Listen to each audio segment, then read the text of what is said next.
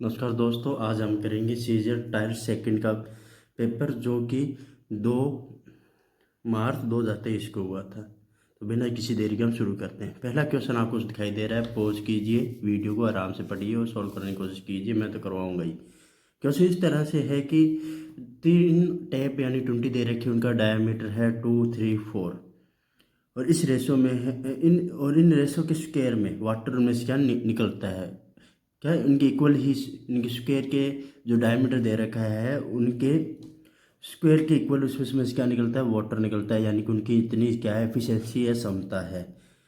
और अगर तीनों मिलकर, इसने पूछा तीनों मिलकर उसको कितने देर में उस टैंक को भर देंगे। अगर ये बड़े वाला जो टैप है वो उसको 81 मिनट में भर देता है। कितने मिनट में? 81 मिनट में भर देता है।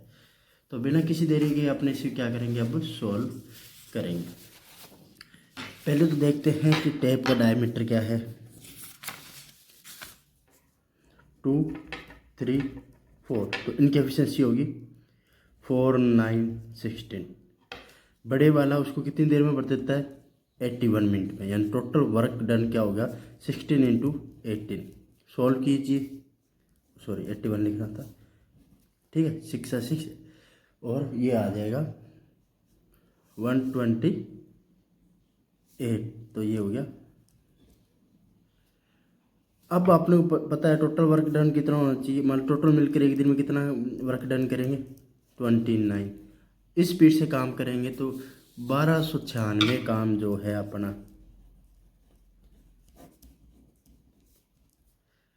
जाएगा। तो ये जाएगा अपने 4 पर, 116 4 पर चला गया, 136 हो गया, फिर 4 पर चला गया, ये 20 बच गया, ये 29 बच गया। यानी कि ये इतने दिन में तीनों मिलकर स्टेप को इतने घंटे इतने मिनट में भरेंगे। यानी 44 सही 20/29। हालांकि आपको इस क्वेश्चन को पूरा नहीं करना होता है, आपको फर्स्ट डिजिट निकालनी होती है और फर्स्ट डिजिट जहाँ दे रखा ऑप्शन में वही अपना क्या हो जाएगा, आंसर हो जाएगा। स्पीड से करने का यही तरीका होता है। 2 नंबर है वो क्या है, 10% और 25% ज़्यादा है किसी तीसरे नंबर से। तो बताइए उनका दोनों नंबर का रेशो कितना हो। यानी कोई दो जो तीसरा नंबर है वो कितना है, 100 है। तो एक नंबर से 110 ज़्यादा है, एक 25 ज़्यादा है, तो एक क्या हो जाएगा, 10% ज़्यादा है तो 110 हो जाएगा। दूसरा अगर 125 है तो कितना ज़्यादा हो जाएगा, 125। सॉल्व करोगे 20:25 अपना आंसर आना चाहिए। ये रहा। नेक्स्ट क्वेश्चन को बड़े आराम से आप देखिए, सॉल्व करने की कोशिश भी कीजिएगा। अगर नहीं पता लग रहा है तो मैं बता देता हूँ। इसमें क्या दे रखा है कि ABC ने इन्वेस्टमेंट किया, तो उनका जो टाइम पीरियड है वो कितना है, 3 to 7 है। यानी किसी ने 3 महीने के लिए, किसी ने 2 महीने के लिए, किसी 7 महीने के लिए इन्वेस्ट भी किया। उनका जो प्रॉफिट आ रहा है वो 4, 3, 14 आ रहा है, 4, 3, 14 आ रहा है। तो बताइए कि उनका जो इन्वेस्टमेंट था उसका रेशो क्या रहेगा। अगेन सिंपल क्वेश्चन, आपको मैं बता देता हूँ पहले हो क्या रहा है। ABC पहला उनका टाइम का रेशो दे रखा है, कितना दे रखा है अपने को टाइम का रेशो, 3 to 7। फिर उनका प्रॉफिट का रेशो दे रखा है, वो कितना दे रखा है, 4, 3, 17 सॉरी 14। आप इस क्वेश्चन को कैसे भी सॉल्व कर सकते हैं। आप इसे बाई ऑप्शन भी करना चाहिए तो बाई ऑप्शन भी कर सकते हैं और सॉल्व करना चाहिए तो सॉल्व भी कर सकते हैं। पहले मैं कहूँगा सॉल्व करके देखते हैं, बाई ऑप्शन तो लास्ट का काम होता है। सॉल्व कैसे करोगे, ये मान लीजिए इसने x रुपये लगाए, इसने y लगाए, इसने z लगाए। तो पहले बात करते हैं 3x/2y। तो इनका प्रॉफिट भी इसी रेशो में बनना चाहिए, यानी 4/3। सॉल्व करोगे x y की वैल्यू क्या आ रही है, 8, 9 आ रही है। कहानी खत्म यहाँ। अब आगे 2y 7z। अगर इसने z रुपये लगाए तो इसका रेशो क्या आना चाहिए, प्रॉफिट का 2y/7z, जिसकी वैल्यू 3, 14। 7 से 2 कट गया, 14 कट गया, 2 आ गया, ये 2 इधर मल्टीप्लाई हो जाएगा तो y/z। आंसर क्या आ रहा है, 3/4। और y यहाँ क्या 9 होना चाहिए, 9 करो। तो 9 करने से 3 से मल्टीप्लाई करोगे दोनों ओर, तो 9/12। तो आपका x x कितना आ रहा है, 8, y कितना आ रहा है, 9, यहाँ भी 9, यहाँ भी 9, और z कितना आ रहा है, 12। तो 8, 9, 12 आपका आंसर हो जाएगा।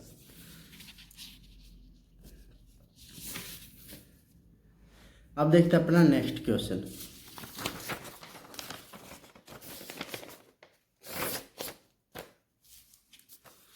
नेक्स्ट क्वेश्चन देखिए। नेक्स्ट क्वेश्चन अपने पास क्या है कि एक बाइक को 27,500 बेचा गया और 40% की छूट छूट पर यानी 40% छूट देगी इतना बेचा गया। बताइए उसका मार्केट प्राइस या MRP क्या था। तो सीधी सी बात है, 40% अगर छूट दी गई है, 44% छूट दी गई है, तो कितने में बेचा गया होगा? 56% में बेचा गया होगा। कितने में बेचा होगा? 56% में बेचा गया होगा।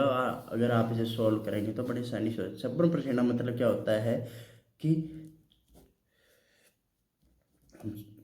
14/25, यानी कि चीज़ कितनी की थी? 25 की, और आपने कितने में बेची? 14 की। 14 की वैल्यू आपको क्या दे रखी है? 87,500।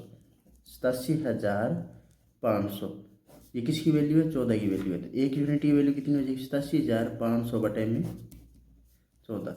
14 सिक्के 84, 14 सिक्के 84, 3 35, फिर 14 दूनी 28, 14×5 70, मल्टीप्लाई में 25। अब यहाँ आपको क्यूब तो याद होगी ये 625 का स्क्वायर है, ये 25 है क्यूब, आपको पता है कि ये 15,625 होती है, और आगे एक जीरो लगा दीजिए। ये हो गया अपना आंसर। यानी इसका एक्चुअल प्राइस क्या था? 1,56,250, जो कि आपने आंसर में दे रखा है। नेक्स्ट क्वेश्चन की ओर जाते हुए, ABC 3 पॉइंट्स है, ठीक है। AB 9 है, BC 11 है, और AC कितना है? 20 है। तो बताइए कि इस पॉइंट से कितने सर्किल जा सकते हैं। अगर ये सर्किल, अगर एक ट्राइंगल बनता है, ये 3 पॉइंट अगर एक ट्राइंगल बनते हैं, तो इससे एक सर्किल जा सकता है, एक सर्किल जा सकता है। क्योंकि अगर ये ट्राइंगल बनेंगे 100% एक सर्किल तो इन तीनों पॉइंटों में से जाएगा, तीनों पॉइंटों में से एक ही सर्किल जा सकता है। लेकिन मसला क्या है? आंसर मेरा 0 या 1 में से आ सकता है। क्यों? अगर ये ट्राइंगल नहीं बनाएगा तो इन तीनों में से कोई भी कोई एक सर्किल पास नहीं हो सकता। आपको कैसे पता लगेगा? कोई भी दो साइड है, उनका अंतर हमेशा तीसरी साइड से कम होना चाहिए, या दोनों का सम हमेशा तीसरी साइड से ज़्यादा होना चाहिए। लेकिन यहाँ उल्टा है। कैसे? 9 और 11 दे रखा है, 9 और 11 का सम करेंगे, जोड़ेंगे तो कितना आएगा? 20। या 20 और 11 को घटाएंगे तो किसके बराबर आएगा? 9 के बराबर आएगा। यानी बराबर नहीं आ सकते, कम या ज़्यादा आ सकता है। तो इसका मतलब ये ट्राइंगल नहीं बनेगा। ट्राइंगल नहीं बनेगा तो इसका आंसर क्या होगा? 0। अगर ट्राइंगल बनता है उसमें से एक ही सर्किल जाता है, इन तीनों पॉइंटों में से एक साथ एक ही सर्किल जाता। मैं कहने का अर्थ क्या है? 11 + 9 किसी इक्वल आ रहा है 20 के, जो कि गलत है, इक्वल नहीं आना चाहिए था। ये क्या आना चाहिए था? 20 इससे ग्रेटर देन आना चाहिए था। तीसरी साइड से हमेशा क्या आना चाहिए था? ये कम आना चाहिए था। या आप क्या करोगे? 20 में से 11 के आंसर है 9, जो कि गलत है, क्योंकि ये आंसर कितना आना चाहिए था? लेस देन आना चाहिए था। ठीक है। इसी तरह देखते हैं नेक्स्ट क्वेश्चन। एक ग्लास जार है, उसने 6 white ball, 8 black ball, 4 red ball और 3 ब्लू बॉल ले रखी है, मार्बल ले रखे हैं, यानी कंचे। इफ एक सिंगल मार्बल को चूज किया जाता है तो इसकी क्या प्रोबेबिलिटी यानी प्रायिकता है कि वो ब्लैक या ब्लू होगी? ब्लैक या ब्लू। और आ गया, और का मतलब क्या होता है? प्लस। और एंड आ जाए तो उसका मतलब क्या होता है? मल्टीप्लाई। तो ब्लैक और ब्लू को जोड़ दीजिए पहले। ब्लैक कितनी है? 8, और ब्लू कितनी है? 3। 8 + 3, और टोटल कितनी है? 6 और 8, 14 और 18 और 21। अपनी प्रायिकता आ गई 11/21, या प्रोबेबिलिटी आ गई 11/21। इसी तरह नेक्स्ट क्वेश्चन की ओर जाते हुए, ये मोड वाला क्वेश्चन आ गया। आपने क्या दे रखा है कि अपने को ये जो दे रखा है उसका क्या फाइंड करना है? मोड। मोड क्या होता है? जो हाईएस्ट बार रिपीट हुआ है। हाईएस्ट बार रिपीट यहाँ आप देख लीजिए कौन सी फ्रिक्वेंसी है? 11 वाली। तो अपना मोड 25 से 30 के बीच में होगा। 25 से 30 के बीच में एक ही आंसर है ये। इसको आपने क्या कर देंगे? क्लिक मार देंगे। हालांकि फार्मूला इसका क्या होता है मोड का? L+ यानी 25 लोअर लिमिट, F1 यानी कि ये माइनस F0 यानी कि ये 2F1 minus F0 minus F2 into में H यानी कि हाइट। इन बीच का अंतर कितना है? 5 ये F1 हो, सॉरी ये F0 हो जाएगा, ये F1 हो जाएगा, ये F2 हो जाएगा, और हाइट कितनी हो जाएगी? 5। फॉर्मूला अप्लाई करोगे तो ये 28/33 हो जाएगा। हालांकि मैं ये नहीं कहूँगा आप परीक्षा में इसका फॉर्मूला अप्लाई कीजिए, बिल्कुल सिंपल तरीके से करोगे तो भी ये आंसर हो जाएगा।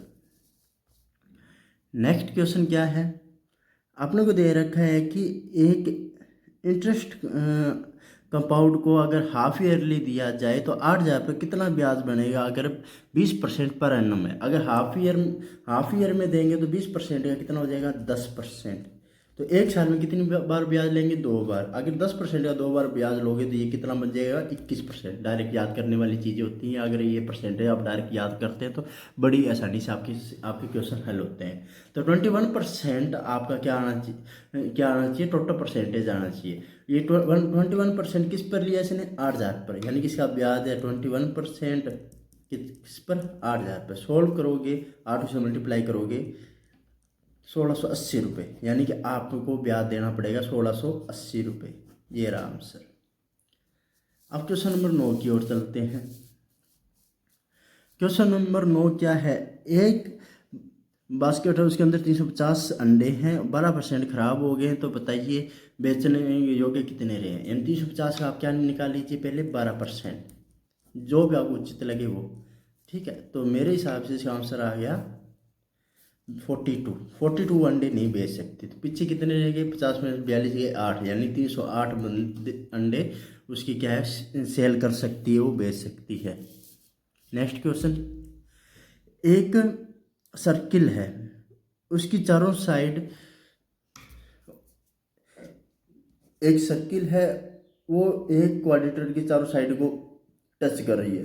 ठीक है, जो क्या है ABCOD। और आपने अगर 10वीं ढंग से पढ़ी है या आपने अच्छे क्वेश्चन किए हैं तो आपको पता होगा कि इनकी जो सर्किल के जो ऐसा एक क्वाड्रेटर यानी कि चतुर्भुज मिल जाए जिसकी चारों साइडें सर्किल से टच हो रही है, तो आपको पता लग जाएगा AD + BC जो फ्रंट में जो साइड होती है उनका सम इक्वल होता है जो फ्रंट में जो साइड होती है उनके AB + DC। ठीक है, AD की वैल्यू आपने दे रखी है क्या, हाँ 15, BC की वैल्यू 21, AB की वैल्यू 18 + DC। अभी 21 और 15 36, 36 में 18 के DC कितना आ गया अगेन 18 सेंटीमीटर। आपका आंसर आ गया 18। बिल्कुल सिंपल क्वेश्चन था। अब देखते हैं अपना नेक्स्ट क्वेश्चन। क्वेश्चन नंबर क्या है 11 में क्या दे रखा है ढंग से आप आराम से इस क्वेश्चन को देखिए। 11 नंबर क्वेश्चन दे रखा है कि एक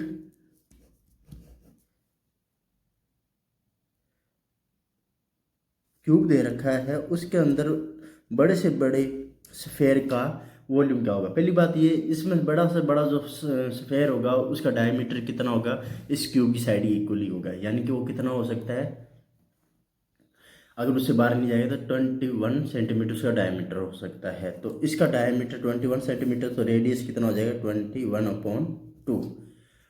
अब आपको पता है कि इसका फार्मूला क्या होता है इसके वॉल्यूम का 4/3 πr³। पाई की वैल्यू 22/7, r³ यानी कि 21/2, 21/2, 21/2। हालांकि मैं बता दें तो फार्मूला क्या लगेगा 4/r³ πr³। हालांकि मैं उम्मीद करता हूँ कि ये फार्मूला याद होगा। 21 से 21 कट, 4 से 4 कट, ये 11 आंसर आ रहा है 11 × 41 441। इसको सॉल्व करो 11 से मल्टीप्लाई करोगे 1584 4851 अपना आंसर होना चाहिए। सेंटीमीटर क्यूब अपना क्या आ गया डायमीटर आ गया। अगेन ये बिल्कुल सिंपल क्वेश्चन है। 1600 कैसे आपको पता है किसकी स्क्वायर होती है 41 की होती है। तो ये हो गया 8 + 41, रूट में क्या आ गया 49 का मतलब ये क्या हो गया 7। पर आंसर आ गया 7। नेक्स्ट क्वेश्चन, इसको सोल्व करना है तो पहले छोटे से छोटा ब्रैकेट सोल्व होगा। -13 और 12 25, 25 में 25 ये 0 0 0, 56 में से 0 ये 56 ही बचेगा। 56 46 में 56 गए कितने बच्चे प्लस के माइनस के 16, -16 बार माइनस है ये तो -16 और माइनस के ये माइनस का 16 अंदर ब्रैकेट के बचेगा, सोल्व करोगे तो माइनस माइनस क्या हो जाएगा, प्लस हो जाएगा, और प्लस करोगे तो 46 अपना आंसर आ जाएगा। नेक्स्ट क्वेश्चन, आप लोग दे रखा है कि दो एम्प्लॉय है, उनकी इनकम कितनी है, 7,400 है, उनका जो खर्चा है उसका रेशो 3:1 है, दोनों एक जैसी रकम बचाते हैं 4800, यानी कि 7,400 खर्च करते हैं 3:1, लेकिन दोनों बचाते कितने, 4800, यानी कि सेम रकम बचाते हैं। इतनी बात समझ आ गई? अगर इतनी बात समझ आ गई तो क्वेश्चन में कुछ नहीं रहा, क्वेश्चन बिल्कुल सिंपल है। कैसे सॉल्व करोगे आप इसे? आप इसे बड़े आराम से सॉल्व कर सकते हैं। कैसे? ये रेशो जो आ रहा है इनका अंतर क्या आना चाहिए था, सेम आना चाहिए। इनके रेशो का अंतर क्या आना चाहिए था, सेम, लेकिन ये अलग अलग आ रहा है, तो इनका अंतर लीजिए कितना आ गया, 2, इनका अंतर लीजिए कितना आ गया, 3, 3 को इससे डिवाइड मल्टीप्लाई कर दीजिए और 2 को इससे मल्टीप्लाई कर दीजिए। जो भी अंतर आ रहा है ऊपर वाले रेशो से, और जो इसका रेशो आ रहा है नीचे वाले रेशो से मल्टीप्लाई कर दीजिए। 14,893। अब आपके हिसाब से इसका जो रेशो आ रहा है वो क्या आ रहा है, 5, यानी कि 14 रुपये कमाता है, 5 रुपये खर्च करता है। ये 8 रुपये कमाता है, 5 रुपये खर्च करता है, लेकिन क्वेश्चन कह रहा है ये 48 रुपये बचाते हैं। ठीक है, ये 5 रुपये बचा रहा है, ये भी 5 रुपये बचा रहा है, लेकिन ये कह रहा है नहीं जी हम 4800 बचा रहे हैं। 5 की वैल्यू कितनी, 4800, तो 1 यूनिट की वैल्यू कितनी हो जाएगी, 4800/5, यानी कि 960, 960। अब इस क्वेश्चन में क्या पूछा है, तो उनकी इनकम का, उनकी इनकम जो इनकम अब क्या आ रही है, 22 रुपये आ रही है। टोटल इनकम बताइए, 14 + 8 कितनी आ गई, 22, और 1 यूनिट की वैल्यू कितनी है, ये है। तो सॉल्व करेंगे, 132, 13 हासिल, और ये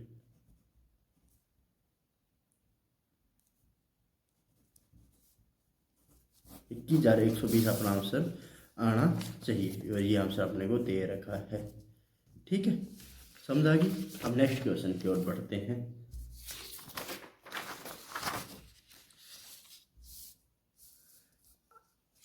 एक सफ़ेर है, उसको 40, उसका जो रेडियस है 48% घटा दिया गया है, तो उसका एरिया कितना डिक्रीज हो जाएगा। बिल्कुल सिंपल है, कोई सोचने वाली बात नहीं है।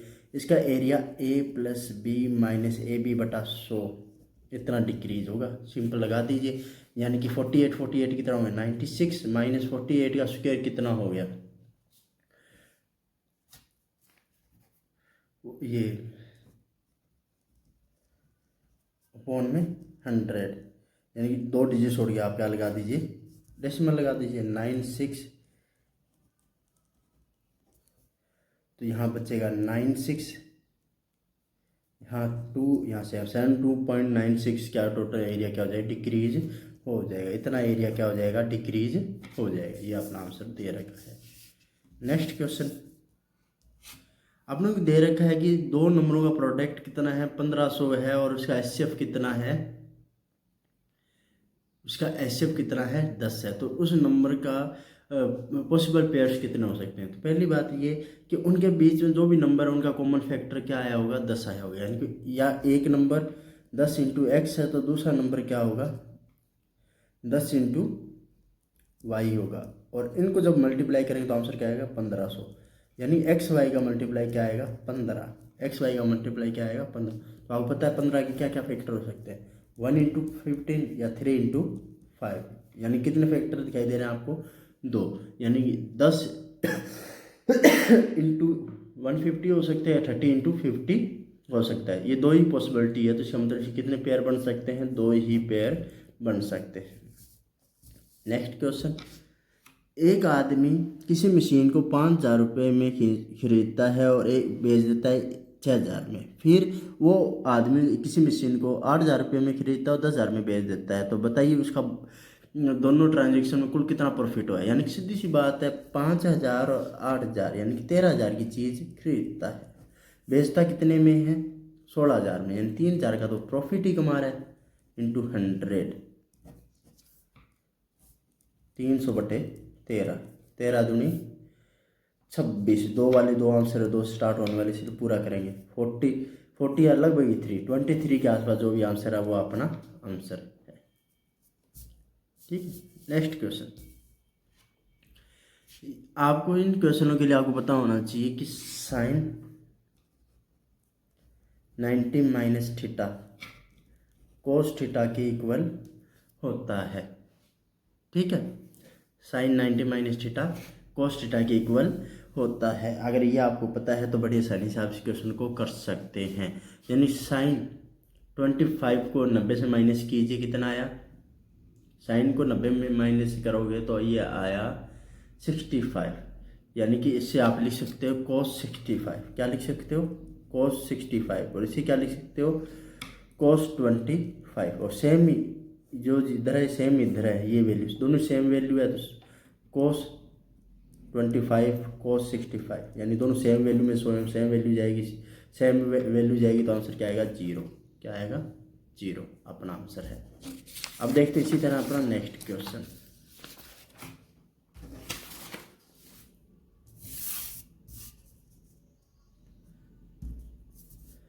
ठीक है, ये आंसर दे रखा है कि एक रेक्टेंगुलर आपने क्या दे रखा पार्क दे रखा है।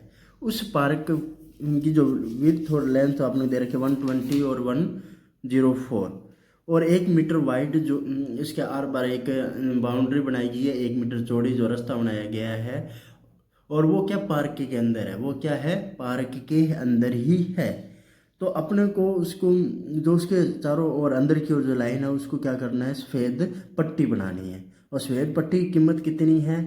2.5 रुपये यानी कि 2.5 रुपये पर मीटर लग रही है। तो बताइए कुल कितना कॉस्ट आ जाएगा? कुल कितना कॉस्ट आ जाएगा? ये क्वेश्चन अपने से पूछा गया है।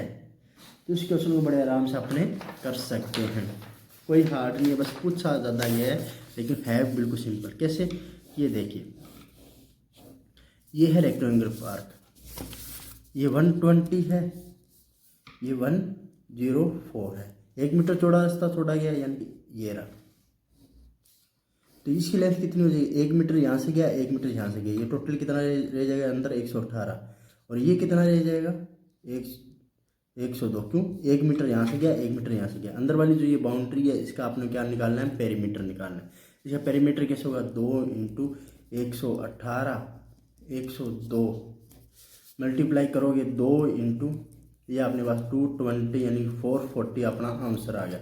440 अपना पेरीमीटर आ गया। और इस यानी कि अपने को कुल 440 मीटर पट्टी बनानी है, इसमें पट्टी इतनी बनानी है। उसका खर्च कितना आ रहा है? 2.5 रुपये पर मीटर। अब सॉल्व कर लीजिए। ठीक है, इसे सॉल्व करोगे तो 110 अपना आंसर आना चाहिए। ये 1 0 काफी ज़्यादा आ रही है। अच्छा ठीक है भाई,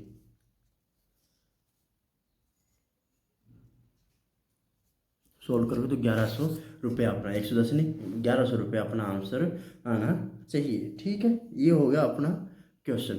तो डबल जीरो आ रही है ना यहाँ, तो गलती से 1 0 लगा दी थी। ओके, हालांकि ये 0 कट जाएगी इससे।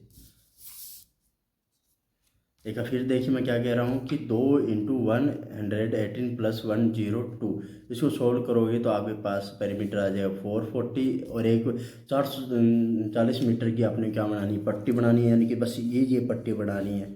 ठीक है, और इसका खर्च क्या आ रहा है? 2.5 रुपये पर मीटर आ रहा है। तो 440 मीटर बनाने में कितना रुपये आ जाएगा? 1100 रुपये आ जाएगा। यही पूछा गया अपने से। नेक्स्ट क्वेश्चन, 40 लीटर एक कंटेनर में 40 लीटर कंटेनर में मिल्क रखा जाता है। 4 लीटर उसमें निकाल लिया जाता है। ठीक है, और उसको पानी से भर दिया जाता है और ये प्रोसेसर 2 बार और किया जाता है। तो बताइए उसके अंदर आप कितना मिल्क रहेगा? तो ये क्वेश्चन बिल्कुल सिंपल है। ये SCI यानी कंपाउंड इंटरेस्ट होता है, वैसे ही होता है। कैसे करेंगे इसे? देखिए 40 था, 40 में से आपने 4 निकाल लिया, कितना बचा? 36 अपॉन 40 यानी कि आप सिर्फ 36 लीटर ही मिल्क बचा। ये सेम ही चीज़ 2 बारी हुई। ठीक है, यानी 4 लीटर निकाल लिया यानी 36 बचा 40 में से। अगेन निकाला तो 36 बचा, कितने में से? 40 में से। 40 में से 40 गया, ये 9 आया, ये नीचे 10, ये 9 आया। ठीक है, 81 इंटू 30 अपॉन 100 36। ठीक है, 3 5 और ये इसको करेंगे 29, 16 लीटर अपना क्या बच जाएगा, लीटर इतना मिल्क बच जाएगा। ये रहा अपना आंसर, इसको मल्टीप्लाई करके देख लेंगे, आंसर आ जाएगा। नेक्स्ट क्वेश्चन अपना क्या है कि आपने भी दे रखा है कि दो बैंक है, 8,000 रुपये में 3 वर्ष का ब्याज कितना बनता है, 800 रुपये बनता है। और दूसरा बैंक है,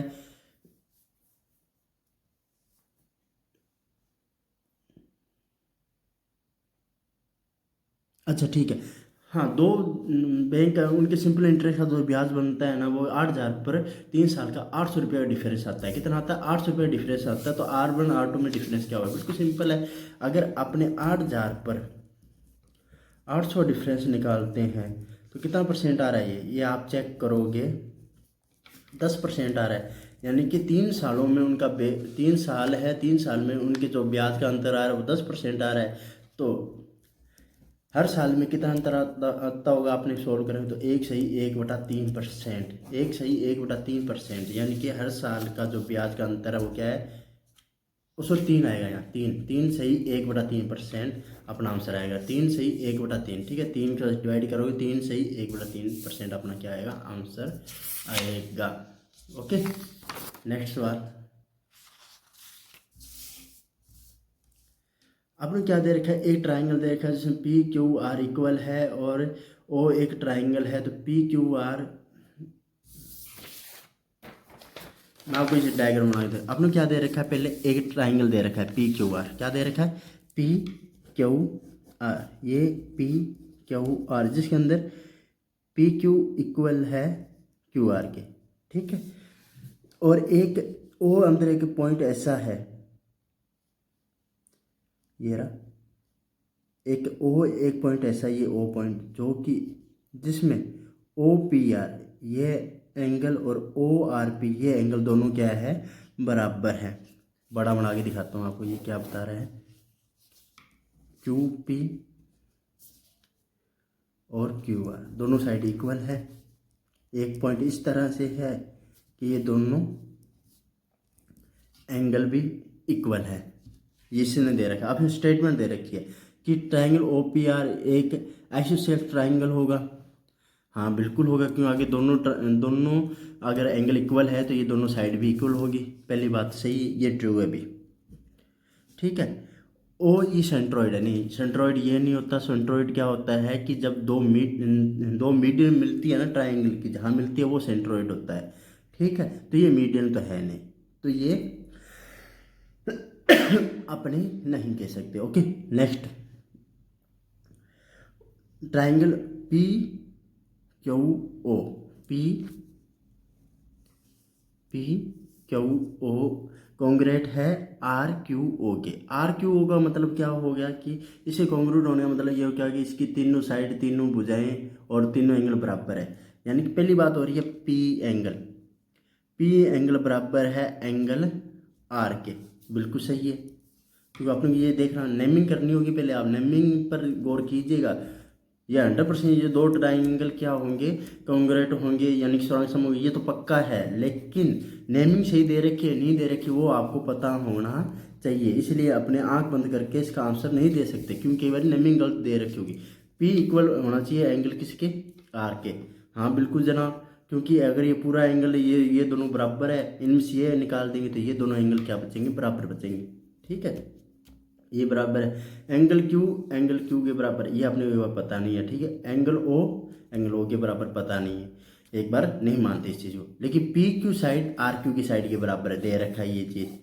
दूसरी चीज़ पी ओ और आर ओ के बराबर है, बिल्कुल सही। मुझे पता है एस ए एस पता है, और एस ए के नियम से मैं कह सकता हूँ ये ट्राइंगल इस ट्राइंगल कॉन्ग्रुएंट है, तो ये अपना आंसर हो जाएगा, बिल्कुल सही है। तो फर्स्ट और थर्ड अपना पॉइंट, यानी कि जो इसने दे रखा है स्टेटमेंट सही है, तो ये किसके अंदर है, ऑप्शन नंबर 2 ये अपना आंसर हो जाएगा। नेक्स्ट क्वेश्चन देखते हैं। एक आदमी 10 किलोमीटर तैर सकता है या जा सकता है, या कितने में, 10 किलोमीटर बराबर एक खड़े पानी में। अगर वो और अगर उसकी स्पीड कितनी है, किसकी, नदी की स्पीड 4.5 किलोमीटर पर आवर है, तो वो 2 घंटे में जाकर वापस भी आ जाएगा। तो उस डिस्टेंस बतानी है उसकी, उस साइड की, यानी वो जिस पॉइंट पर गया था उसकी डिस्टेंस कितनी है वो अपने को बतानी है। अगेन एक बार बिल्कुल सिंपल क्वेश्चन, बंदा था, एक्स दूरी तय की, पहले वो गया पानी के साथ, यानी कि आपने देखा 10 और 4.5 है, कुल कितना गया 14.5 किलोमीटर पर आवर की स्पीड से वो गया। तो उसको इतना टाइम लगा होगा, T1 ये रहा। T2 कितना लगा होगा, फिर वो वापस आ रहा है, तो यानी कि 10 माइनस 4.5 की स्पीड से, यानी 5.5 की स्पीड से वापस आ रहा है, और दोनों मिला कुल टाइम कितना हो गया, 2 घंटे हो गया। हालांकि मैं आपको ये नहीं कहूँगा आप इस तरह से क्वेश्चन कीजिए, मैं बिल्कुल नहीं चाहता आप ऐसे कीजिए, लेकिन आपको जैसा अच्छा लगे वैसे क्वेश्चन को कीजिए। ठीक है, आप इसे रेशो लेकर भी कर सकते हैं, यानी कि अगर अपने पास डी समान है तो V1 और V2 का उल्टा क्या हो जाता है, T1 इंटू T2 हो जाता है। यानी सीधी सी बात है, वो जाते वक्त 5.5 से मिलेगा, आते वक्त 14.5 से मिलेगा। माइनस कर दीजिए 11, ये 29, जाते वक्त उसने 11 मिनट लिए, आते वक्त उसने 29 मिनट लिए, यानी कुल मिला के मेरे हिसाब से उसने 40 मिनट लिए। लेकिन क्वेश्चन क्या करा है, उसने 2 घंटे लिए, यानी कि 120 मिनट लिए। जाने का उसका कितना टाइम लगा, यानी 1 यूनिट की वैल्यू आप निकाल सकते हैं, यानी कि मेरे 1 यूनिट के बराबर उसका कितना मिनट या कितना कुछ सारा मिनट में चेंज कीजिए, कैसे भी कीजिए, वो आपकी मर्जी। मेरे ये बोलने का तरीका है, ठीक है। यानी 1/20 घंटा लगा, जाते हुए कितना वक्त लगा उसे, 1 घंटा 1/20 मिनट। 1 यूनिट की वैल्यू कितनी है, 1/20 घंटे, 1/20 घंटे। अगर वो अपनी स्पीड से जाता है, यानी कि 14.5 की स्पीड से जाता है, तो वो 11 यूनिट टाइम लेता है। 1 यूनिट की वैल्यू कितनी है, 1/20 मिनट, यानी 1/20 आप यहाँ लिख दीजिए। सोल्व कीजिए, मल्टीप्लाई कीजिए, आंसर आ रहा है 5951। ठीक है, अब 2 से इसको क्या करते हैं, डिवाइड, ये आ गया 7, ये आ गया 9, 7 9 पॉइंट समथिंग, और ये आपने 5। इतने से क्या लग जाएंगे, घंटे लग जाएंगे। ये जहाँ भी अपना आंसर दे रखा है वही अपना क्या है, आंसर है। ये रहा अपना आंसर, 7.98 दे रखा है इसने, ठीक है। ये लेकिन क्या आएगा, 7.975 आएगा। ओके, बिल्कुल सिंपल है, रेशो से करोगे तो बिल्कुल सिंपल अपना आंसर आ जाएगा। नेक्स्ट क्वेश्चन देखते हैं 21 क्या दे रखा है कि अपने पास एक एवरेज है, ठीक है। एवरेज फाइंड करना है फर्स्ट 5 नेचुरल नंबर का। तो इसका फार्मूला आपको पता होना चाहिए। फार्मूला क्या है, n+1/2 की होल स्क्वायर। ये तो आ गया उनका सम, ये क्या आ गया उनका सम, यानी कि नेचुरल नंबर है जो 1 से लेकर 5 तक का, उनका यहाँ से क्या आ जाएगा, उनका सम आ जाएगा। टोटल कितना आएगा वो, तो 5 + 1 6/2 की स्क्वायर। तो आपको ये आंसर इस तरह देखेगा 15 × 15। ओके, अब आपको निकालना इसका एवरेज। ये तो आ गया टोटल। एवरेज निकालने के लिए आपने क्या करेंगे, जो टोटल नंबर से डिवाइड कर देंगे। टोटल कितने 5 डिजिट है, तो 5 से डिवाइड कर दीजिए, आंसर आएगा 45। तो मेरा एवरेज क्या आ रहा है, 45। 22 की बात कर रहे हैं। ठीक है, आपने दे रखा है कि ये इसका इन्फिनाइट सोल्यूशन, 2 इक्वेशन देखिए, इनका इन्फिनाइट सोल्यूशन है। इन्फिनाइट सोल्यूशन का भैया सीधा सा फंडा है, A1/A2, B1/B2, C1/C2 होना चाहिए। यानी कि ये आपको पता है, देखो ये 10वीं क्लास 9वीं क्लास में आ जाती है। अगर आपको ये लगता है कि मैथ कमज़ोर है, तो कुछ कॉन्सेप्ट क्लियर होने चाहिए। मैथ कमज़ोर किसी की नहीं होती, और ट्रिक अपने आप आने लग जाती है, फास्ट अपने आप होने लग जाता है। तो A1/A2, B1/B2, C1/C2 आपको पता है। ये इक्वल होना चाहिए। A1 की वैल्यू यहाँ 17 है, B1 की वैल्यू यहाँ 23 है, M की वैल्यू आपको पता नहीं है, और ये कितना है 299 है। ओके, ये 3C टेबल से कट होगा, ये 13 आ जाएगा। 13 को इससे मल्टीप्लाई करोगे तो M की वैल्यू क्या आ जाएगी, 13 7 91, 9 80 लगे 22, 221 अपना आंसर आना चाहिए। ये रहा अपना आंसर। इसी तरह देखते हैं अपना नेक्स्ट क्वेश्चन। अच्छा ये अपना नेक्स्ट क्या, ये रहा, ठीक है।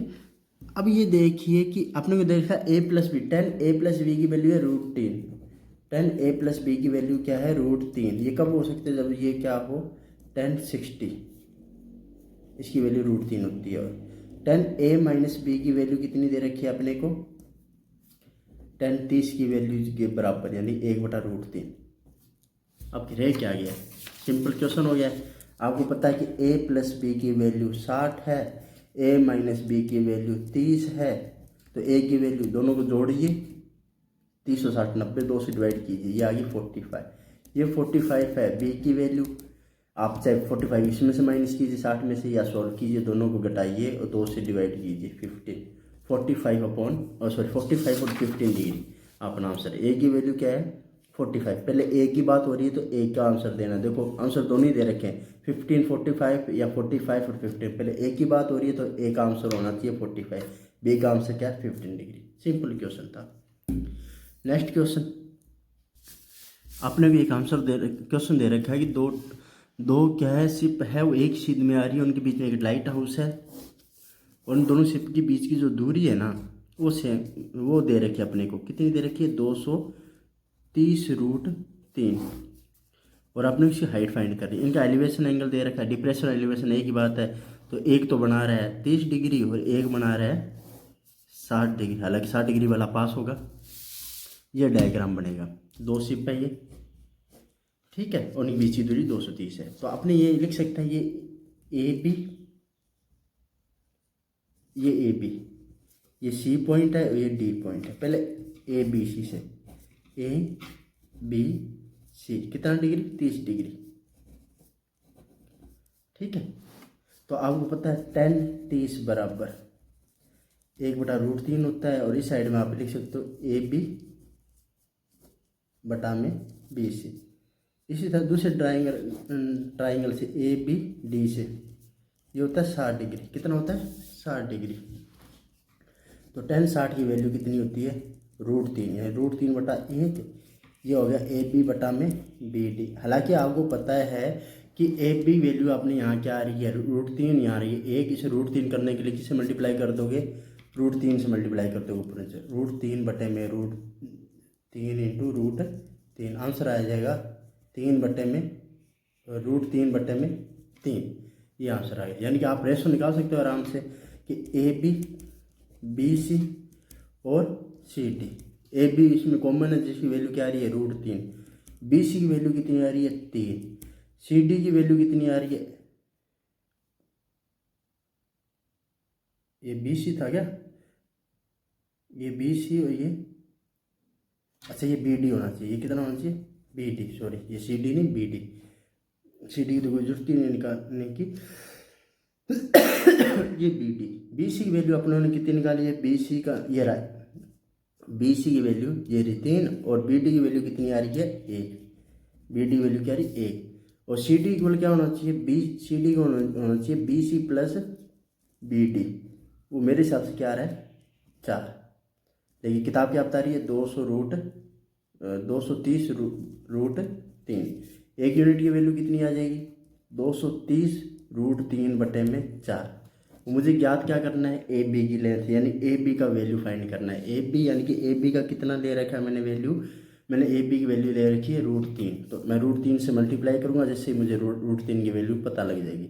230√3 इंटू में √3, 4 से अपने से क्या कर देंगे, सॉरी जगह कम है, 4 से √3 से मल्टीप्लाई हुआ तो आंसर क्या आएगा 3 का जैसे 23 से मल्टीप्लाई करोगे 6904, अपना आंसर आ जाएगा। 4 का इससे क्या करेंगे अपने डिवाइड करेंगे, ठीक है, डिवाइड करेंगे तो ये जाएगा कितने पर 17 पर तो गया, ठीक है, फिर 2 पर गया, ये आ गया 172.5 मीटर। इस लाइट हाउस की क्या आ जाएगी लेंथ, यानी कि हाइट आ जाएगी। तो ये रहा अपना आंसर। इस तरह नेक्स्ट क्वेश्चन ये रहा, इसका अर्थमेटिक मीन निकालना है। अर्थमेटिक मीन बिल्कुल सिंपल है, ठीक है, वैसे आप थोड़ा सा IQ लगाओगे तो भी कर सकते हैं। ये देखिए कैसे करेंगे, देखिए ये कितना हो गया 40, 40 से 60, 60 और ये कितने हो जाएंगे 100, और 100 को जब 5 से डिवाइड करेंगे तो आंसर क्या आ जाएगा 20। और वैसे निकालूंगा मैं, ये मान के चलते हैं 23 इसका क्या है अर्थ, 23 इसका क्या है अर्थमेटिक मीन है। तो ये 3 जाता है, ये 3 का कट हो गए, एक 3 जाता है, एक -3, यानी कि ये दोनों मिलके 20 बन जाएंगे। ये -1 जाता है, 1 + 1 जाता है, यानी ये दोनों मिलके भी 20 बना लेंगे। सीधी सी बात है, तो अपना अर्थमेटिक 20 भी है, ले सकते हैं इसे। ठीक है, नेक्स्ट क्वेश्चन कि ये इनमें से कौन सा नंबर से इससे डिवाइड होगा। बिल्कुल सिंपल है, अभी लास्ट 2 नंबर जिससे डिवाइड हो गए, यानी 4 से डिवाइड हो रहे हैं, तो ये नंबर 4 से डिवाइड है। अगर लास्ट में 0 5 आ रहा है तो उससे डिवाइड है। इनका सम 3 से डिवाइड हो रहा है और 4 से भी डिवाइड हो रहा है, और 4 से लास्ट 2 नंबर डिवाइड हो रहे हैं तो 12 से भी डिवाइड है, और 8 से लास्ट 3 नंबर अगर 8 से डिवाइड हो रहे हैं तो ये पूरा नंबर भी डिवाइड है। हालांकि आपने को पहले ही झटके में आंसर आ गया, तो ज़्यादा देखने की जरूरत है नहीं। 2 नंबर अगर डिवाइड हो रहे हैं लास्ट वाले, तो पूरा नंबर भी क्या होगा 4 से डिवाइड होगा। नेक्स्ट क्वेश्चन, 1 + 1/x की वैल्यू अपने को दे रखी है 4, तो x² + 1 x² की वैल्यू फाइंड कीजिए। इसका मतलब क्या हो गया 4 की स्क्वायर -2, यानी 14 अपना आंसर है। तो आज की क्लास यहीं तक। अगर ये क्लास आपको उचित और अच्छी लगी हो तो उसे शेयर कीजिएगा, कमेंट कीजिएगा। मिलते हैं नेक्स्ट क्लास में, तब तक जय हिंद, जय भारत।